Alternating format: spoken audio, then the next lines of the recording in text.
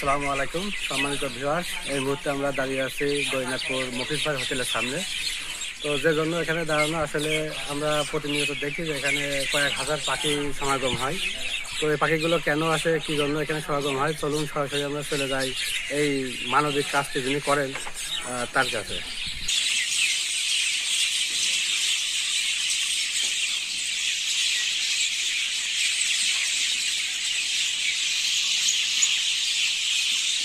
যে সম্মানিত ভিউয়ার্স, এই মুহূর্তে আমরা সরাসরি যে মানবিক কাজটা করেন সেই ভাইয়ের কাছে।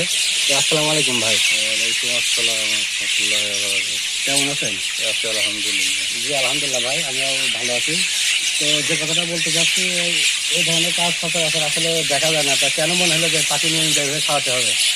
পাখি দুটা করে আসে, আস্তে আস্তে প্রতিদিন খাতি দিয়ে দিতে এখন অনেক পাখি হয়ে গেছে। এই 8-10 বছর তারও বেশি ঘিরে খাতি দিচ্ছি।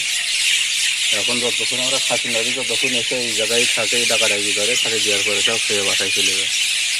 তো প্রতিদিন কি পরিমাণ টাকার খাবার এখানে পাখিদের খাওয়াতে হয়? হিসাব করা হয় না, তারপরে 200-250 টাকা তো যায়, প্রতিদিনই দেওয়া হয় তাদের খাওয়ানো। যে সময়টা ভিউয়ার্স, এই মুহূর্তে আমরা কথা বলছিলাম আমাদের মফিজ ভাই হোটেল সামনে থেকে ভাইয়ের সাথে। তো ভাই বলছিল যে উনি এই কাজটি 8-10 বছর ধরে করে থাকে। তো আমি তাকে জিজ্ঞেস করছিলাম যে আসলে কী পরিমাণ টাকার খাবার লাগে প্রতিনিয়ত। তিনি বলছিল যে আসলে প্রতিদিন 200 থেকে 250 টাকা এই পাখির পিছনে ব্যয় করে থাকে আর কি।